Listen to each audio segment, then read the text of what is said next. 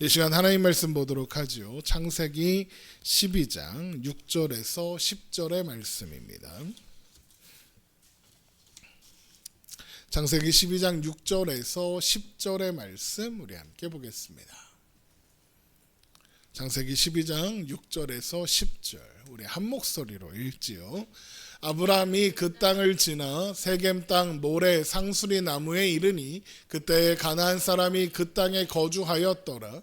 여호와께서 아브라함에게 나타나 이르시되 내가 이 땅을 내 자손에게 주리라 하신지라.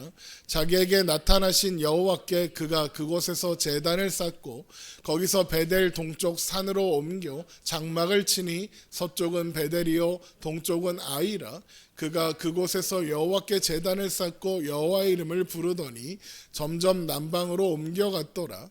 그 땅에 기근이 들었으므로 아브라함이 애굽에 거류하려고 그리로 내려갔으니 이는 그 땅에 기근이 심하였음이라.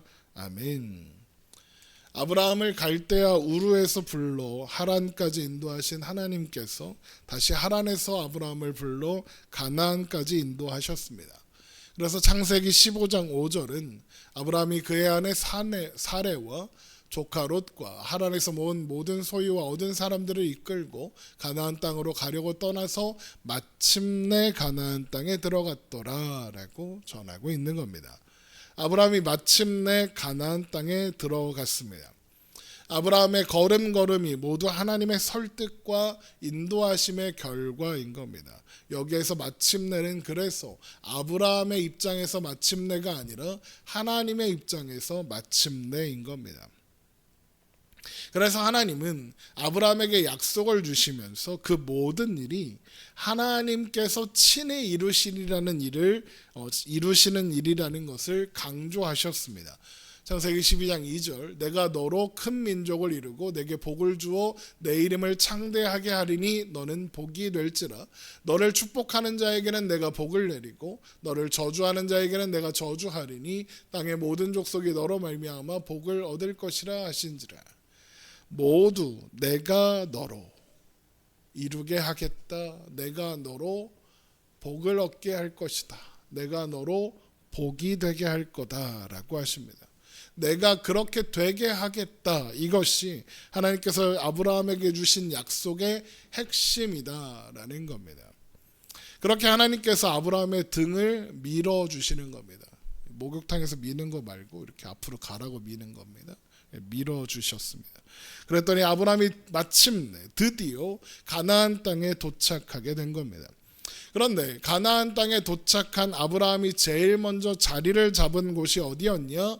세겜 땅 모래 상수리 나무였습니다.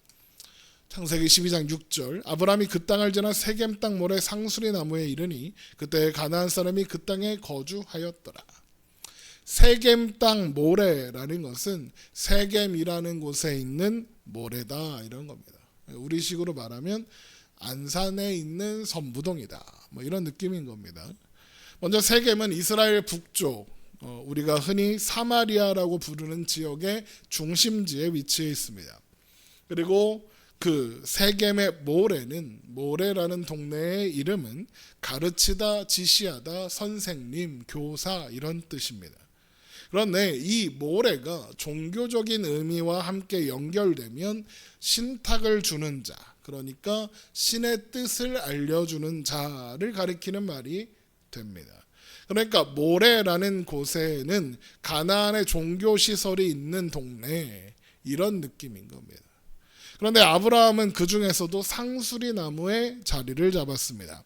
여기에서 상수리 나무는 히브리어 엘론이라는 단어를 번역한 것인데 단순히 상수리 나무 이렇게 번역할 수도 있지만 이 모래라는 이름과 연결해서 생각해 보면 이 나무는 성스러운 큰 나무, 성목, 종교의식을 행하는 장소로서의 나무를 가리키는 것이기도 합니다. 우리나라식으로 말하면 그 무당들이 막 굿하고 막 큰 나무 앞에서 막 리볼 같은 거 달아놓고 막 그러잖아요. 선앙당 나무, 성황나무라고 하는데 신목이라고도 부르고 거기에다 돌무더기 쌓아놓고 막 제사 지내고 막 이러는데 그런 곳인 겁니다. 쉽게 말하면. 그리고 그곳에 대하여 뭐라고 설명하고 있습니까? 그때 가나안 사람이 그 땅에 거주하였다라고 되어 있습니다.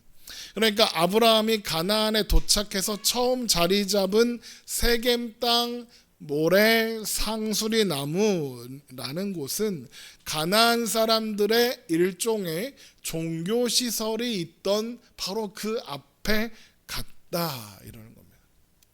그러면 아브라함은 왜 가나안에 들어오자마자 가나안 사람들의 종교 시설을 찾아가서 그곳에 자리를 잡는 걸까요? 지금 하나님이 오라고 해서 왔는데 왜 가나안 신을 섬기는 장소를 찾아갔을까요? 그 이유는 하나님께서 아브라함을 인도하시면서 어디로 가라고 하셨습니까? 가나안으로 가라고 하셨어요. 그래서 아브라함이 가나안에 오게 된 거죠. 그런데 지난 시간에 살펴본 것처럼 아브라함은 갈대아 우르에서 원래 이방신을 섬기던 사람이었습니다. 그런데 여호와라는 신이 갑자기 나타나서 자신을 가나안으로 데리고 왔어요. 그러면 아브라함의 입장에서 이 여호와라는 신은 어떤 신이겠습니까?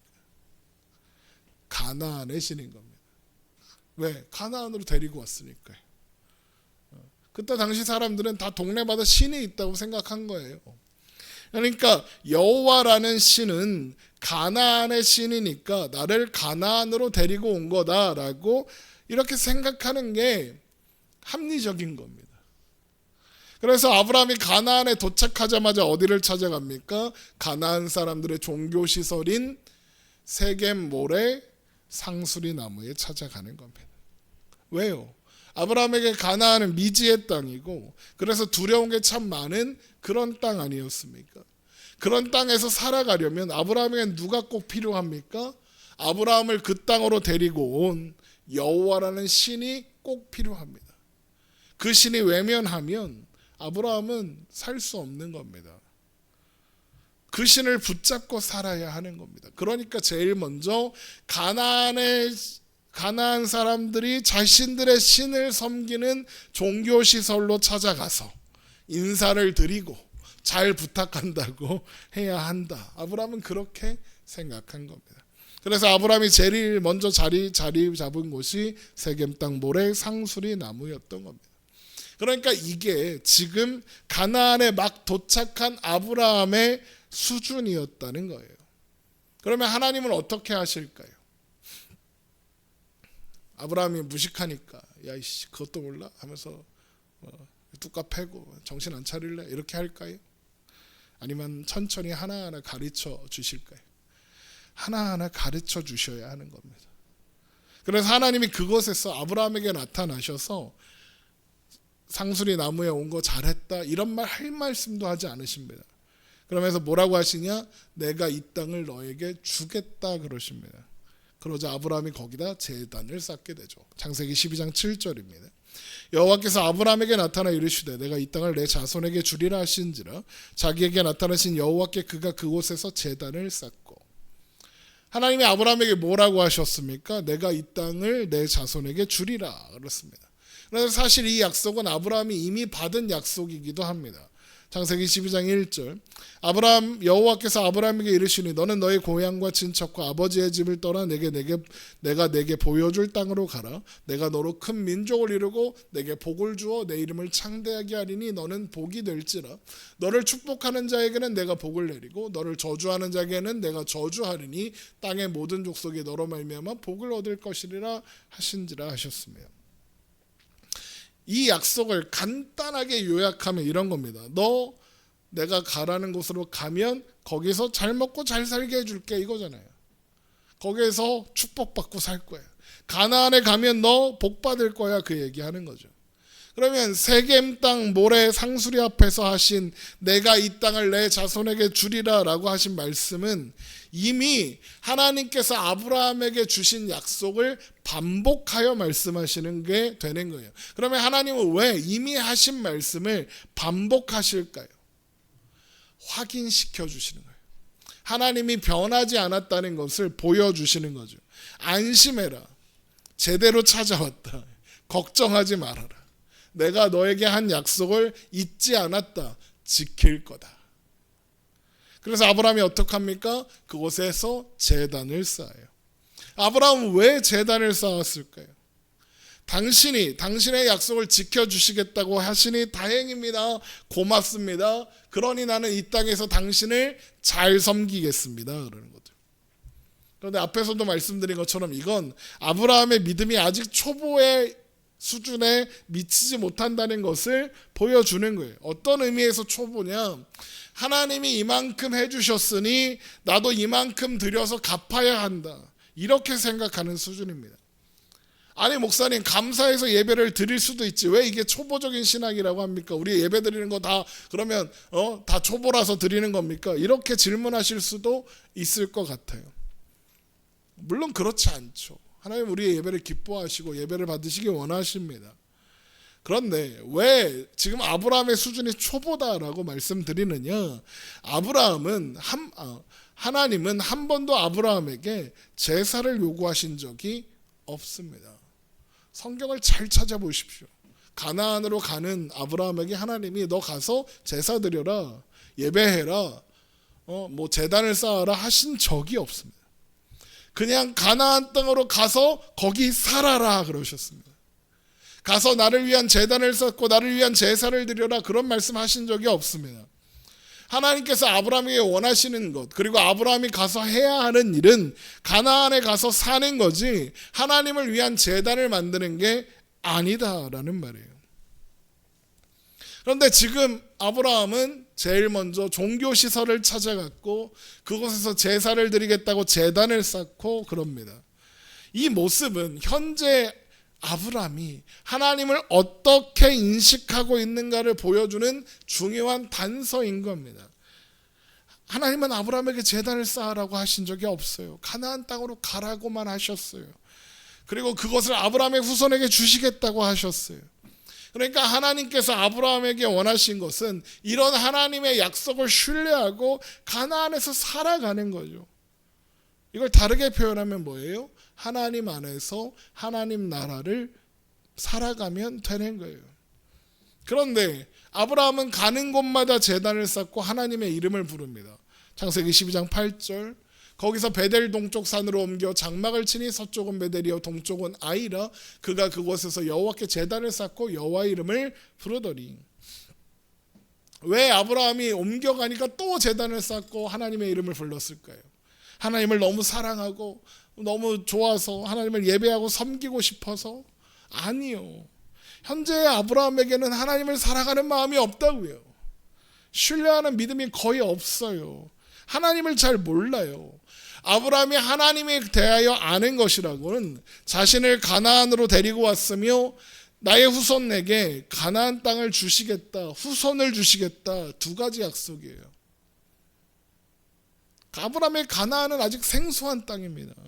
그래서 가축을 이끌고 이곳저곳을 다니면서 어느 목초지가 적당한지 찾아야 하는 이 목자인 아브라함의 입장에서 그 땅을 가는 곳마다 다 새로운 곳이고 두려운 곳이에요.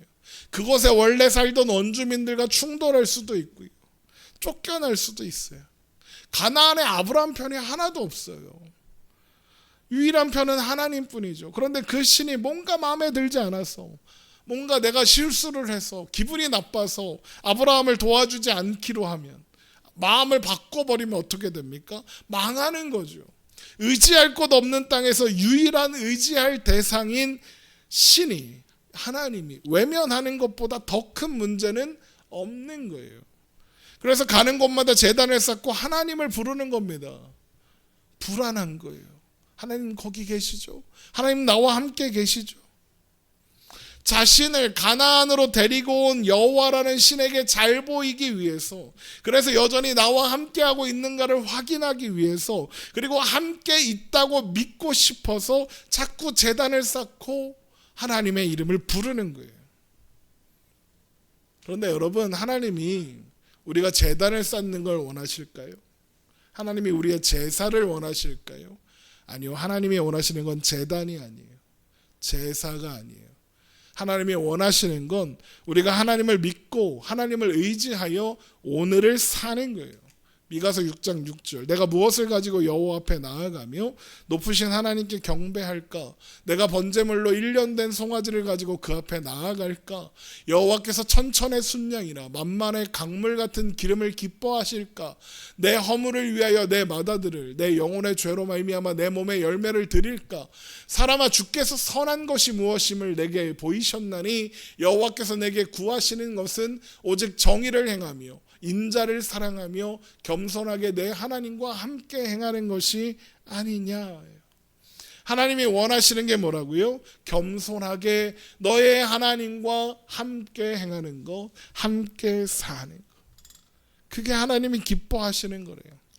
호세아 6장 6절 나는 인애를 원하고 제사를 원하지 아니하며 번제보다 하나님을 아는 것을 원하노라.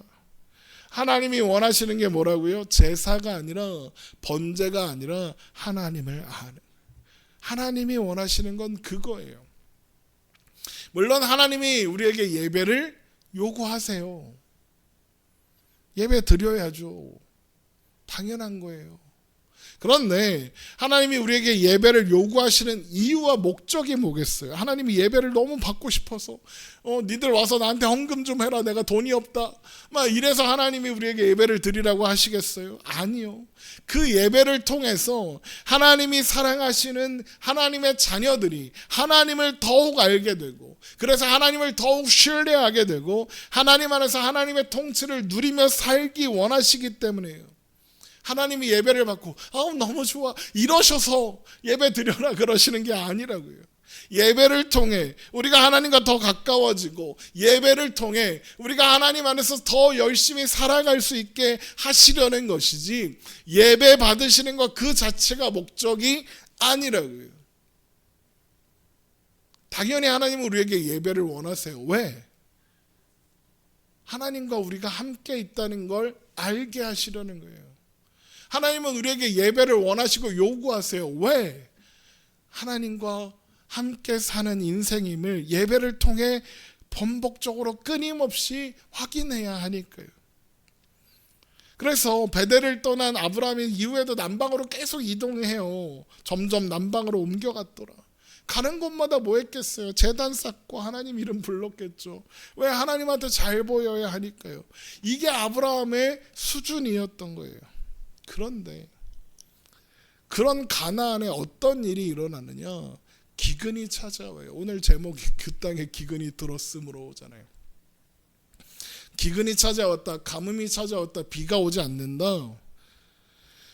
가나안은 문제가 심각해집니다. 왜냐하면 가나안은 산악지대라 물이 고이지 않아요. 그래서 물이 흘러내려가요. 그러니까 비가 적당한 때에 내리지 않으면 금방 가물어서 목초지고 뭐고 다 사라지게 된다는 거예요.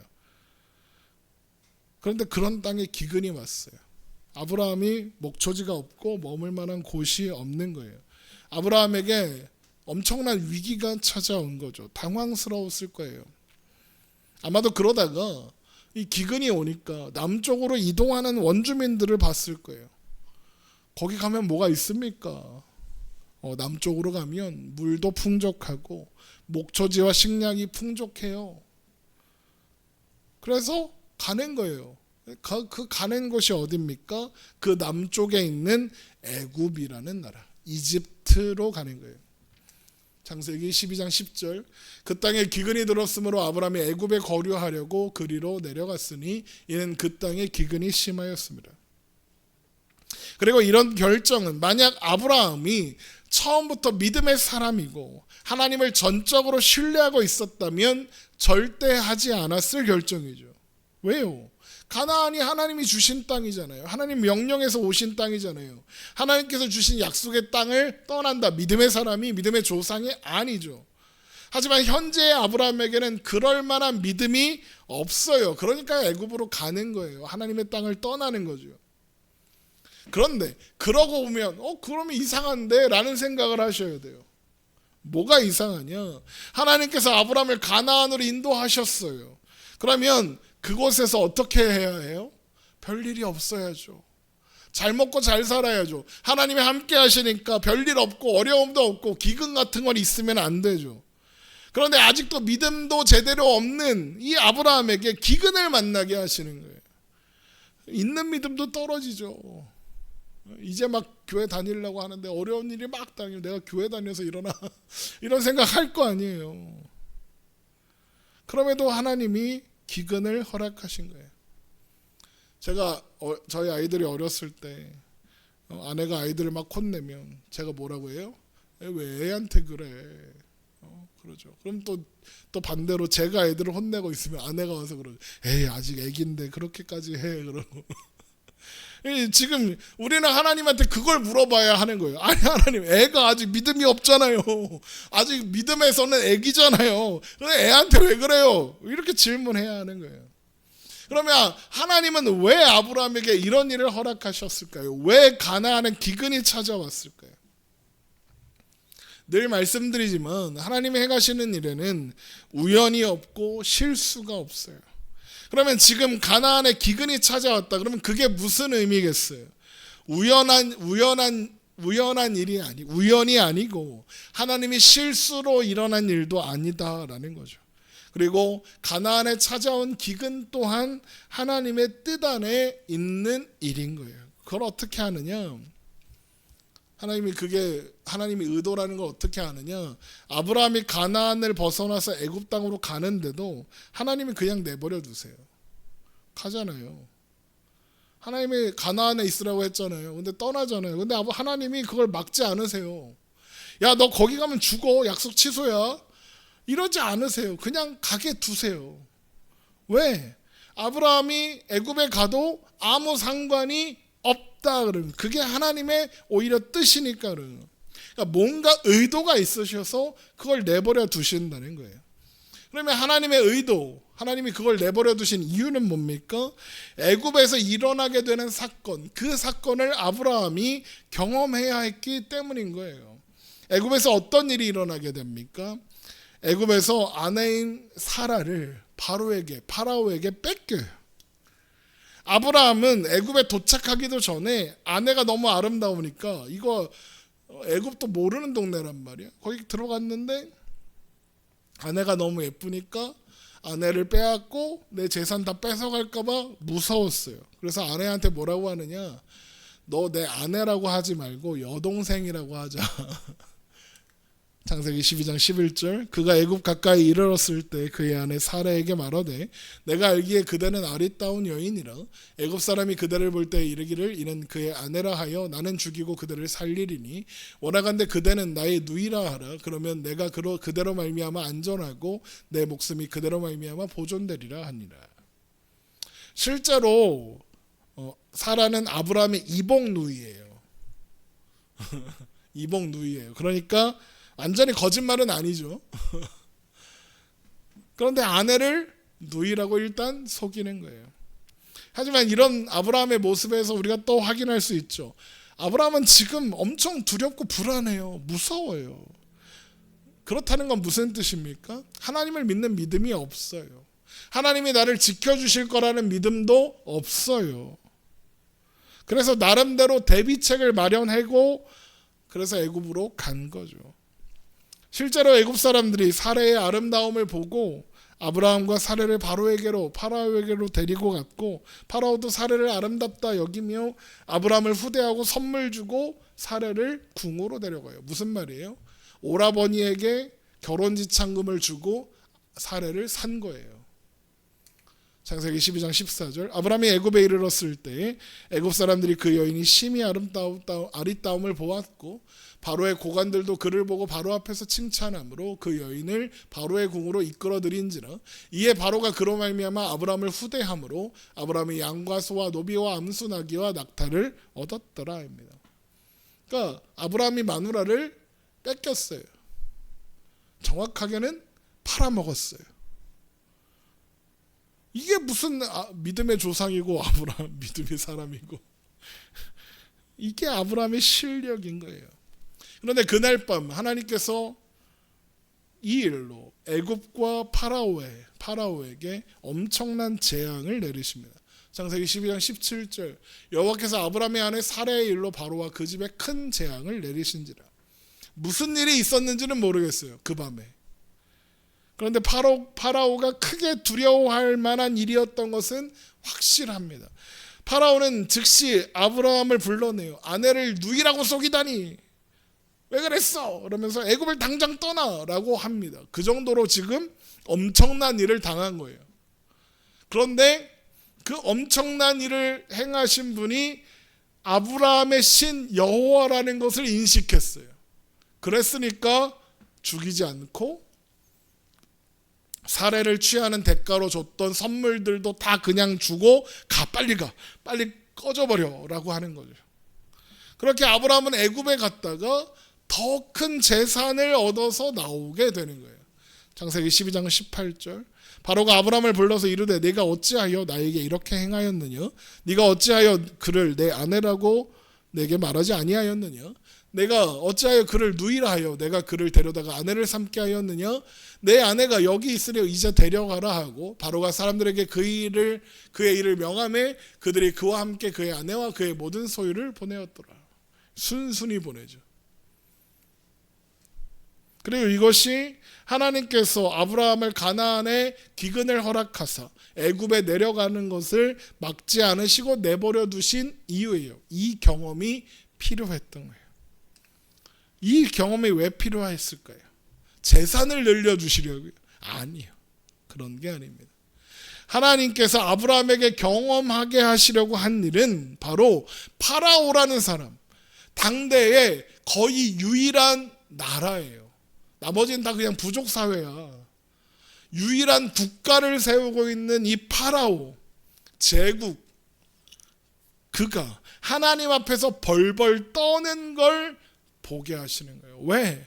그렇게 아브라함에게 하나님이 어떤 분이신가를 가르쳐 주시는 거죠. 아브라함은 이 일을 통해 하나님이 어떤 분이신가를 배우는 겁니다. 뭘 배웠을까요? 아브라함이 믿음 없는 짓을 해도 가나안을 떠나도 하나님이 그를 지키신다. 지금 아브라함이 뭐가 제일 두려워요? 하나님이 날 지키실 수 있는가? 하나님이 나를 지키시는가? 그게 제일 불안하잖아요. 근데 그걸 배우는 거예요. 애굽으로 갔는데 하나님이 지키세요. 아브라함이 뭘 잘하고 뭔가 하나님 앞에 이쁜 짓을 하지 않아도 하나님은 아브라함을 편든다. 그걸 배우는 거예요. 왜? 아브라함이 지금 애굽 갔잖아요. 하나님 보시기에 아브라함이 생각하기에 그건 하나님 입장에선 좋은 일이 아니란 말이에요. 가나안에 있으라고 했는데 갔으니까. 그런데 하나님이 도우세요. 이러면 뭘 배우는 겁니까? 하나님은 어떠한 상황에서도 어떠한 상대에게서도 나를 지킬 수 있구나. 나를 지키시는 분이구나. 내가 미련하고 내가 바보 같고 내가 연약해도 하나님은 나를 지키시는구나. 심지어 저 남쪽의 강다국인 애굽의 이집트의 파라오도 벌벌 떨게 하실 수 있는 분이구나. 그 절대적인 능력으로 하나님이 나를 지키고 계시는구나. 하나님이 쉽게 말해서 하나님이 짱이구나. 이걸 배우고 경험하게 되는 거예요. 그래서 하나님이 가나안의 기근을 허락하신 거고 그래서 애굽으로 아브라함이 가는데도 막지 않고 내버려 두신 거예요. 그리고 실제로 하나님의 의도대로 아브라함은 제대로 배운 것 같아요. 그걸 어떻게 하느냐? 이후로 아브라함이 좀 용감해져요. 어떻게 용감해지느냐? 유일한 같은 편, 가족인 롯과 헤어지는 걸 염려하지 않아요.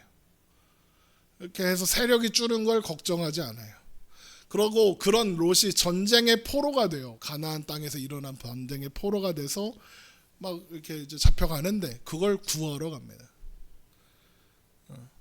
그러니까 두리번 거리면서 가나안 이곳저곳을 헤매면서 불안해하던 아브라함이 어떻게 그렇게 용감해질 수 있을까요? 바로 애굽 땅에서의 경험 때문인 거예요. 그 경험이 아브라함으로 하여금 하나님을 알게 했고 하나님을 신뢰할 만한 분으로 인식하게 했다 이거예요. 하나님은 바로 이것을 위해서 가나안의 기근을 허락하신 거고 애굽에 내려가는 아브라함을 막지 않으셨던 거예요. 이 아브라함의 이야기에서 우리는 우리의 삶을 알 수 있어요. 우리의 인생을 돌아보게 돼요. 우리의 인생에도 기근이 찾아와요. 하나님이 나와 함께 하시고 하나님의 뜻이 나에게 있다는데 왜 나에게 이런 일이 일어나는가 원망도 되고 고민도 되는 그런 일들이 있어요. 그런데 우리 인생에 찾아온 그 기근도 아브라함에게 그러셨던 것처럼 하나님을 알고 배우게 하시기 위한 과정일 때가 있어요. 물론 모든 고난이 그렇다고는 안 했어요. 그럴 때가 있어요. 하나님은 때로 우리에게 하나님을 가르쳐 주시려고 고난을 허락하세요. 그런데 그렇게 우리의 삶에 허락되는 고난들도 하나님 짱이구나, 하나님을 의지하고 살면 되는구나, 하나님 안에 사는 것이 가장 좋은 일이구나를 배우는 계기가 되고 방법이 돼요. 앞에도 잠깐 말씀드렸지만 모든 고난이 하나님이 주셨다 이런 건 아니에요. 우리가 겪는 고난, 우리가 겪는 어려움의 대부분은 사실 우리가 자초해요. 우리가 선택한 결과로 일어나요. 하나님의 의도와 상관없이 내가 밀어내서 그래요. 배가 많이 나온 건 많이 먹었는데 운동까지 안 하니까 그런 거예요. 교통사고가 났어요. 차에 부딪혔어요. 무단횡단을 해서 그런 거예요. 성적이 안 나왔어요. 하나님이 고난을 주신 게 아니라 공부를 안 한 거예요. 하나님이 살찌게 하고 하나님이 교통사고에 나게 하고 성적이 안 나오게 하시지 않았어요. 내가 한 짓이에요.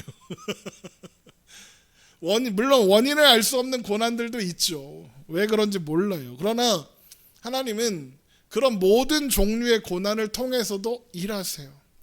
하나님은 모든 것이 합력하여 선을 이루게 하시는 하나님이시거든요. 로마서 8장 28절 우리가 알거니와 하나님을 사랑하는 자 곧 그의 뜻대로 부르심을 입은 자들에게는 모든 것이 합력하여 선을 이루느니라. 모든 것이. 여기에서 모든 것은 정말 모든 거예요. 우리가 잘한 거, 열심히 한 일뿐만 아니라 우리의 실수, 우리의 실패, 우리의 온갖 삽질들, 절망과 좌절, 게으름, 미련함, 고난까지도 포함하는 모든 거예요. 하나님은 그런 우리의 삽질마저도 헛발질마저도 우리를 가르치시는 방법으로 사용하실 거예요. 우리를 성장시키시는 방법으로 사용하시는 거예요. 아브라함이 자기 아내를 팔아먹는 삽질, 헛발질을 하는데도 하나님은 하나님을 배우는 방법이 되게 하셨잖아요. 우리의 오늘 또한 우리를 믿음의 사람으로 자라게 하고 온전케 하시는 하루라고 생각하면 돼요. 그래서 우리의 삶은 하나님의 손 안에 있어요. 그리고 그렇게 우리의 삶을 이끄시는 그 하나님의 마음, 하나님의 태도, 하나님의 방향을 성경은 하나님의 열심이라고 불러요. 이사야 9장 7절 그 정사와 평강이 더함이 무궁하며 또 다윗의 왕자와 그의 나라에 군림하여 그 나라를 굳게 세우고 지금 이후로 영원히 정의와 공의로 그것을 보존하실 것이라 만군의 여호와의 열심히 이를 이루시리라. 하나님의 열심히 우리의 삶을 붙잡아 하나님 나라로, 하나님 나라 백성으로 만들어가고 온전하게 세우시며 또한 보존하신다라는 거예요.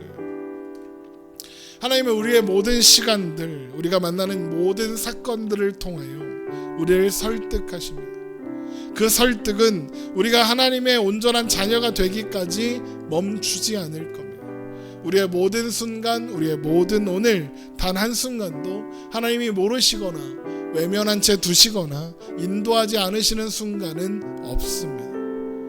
언제나 어디서나 하나님은 우리와 함께 하십니다. 그러므로 두려워하지 말고 오늘을 살아가십시오. 아브라함처럼 여기저기 헤맬 필요 없습니다. 아브라함처럼 굳이 애굽에 가지 않아도 확인할 수 있을 겁니다. 물론 하나님이 우리에게 기근을 허락하시고 또 애굽을 허락하실 수 있습니다. 그러나 그 과정을 통해서 우리는 하나님을 더 가까이 알 것이고 배울 것입니다. 그 과정들을 두려워하는 대신에 하나님께서 행하실 일을 기대하는 믿음으로, 하나님께서 행하실 일을 소망하는 소망으로 담대하게 믿음의 걸음을 내딛어 나아가길 주님의 이름으로 축원합니다. 하나님께서 우리를 도우실 겁니다.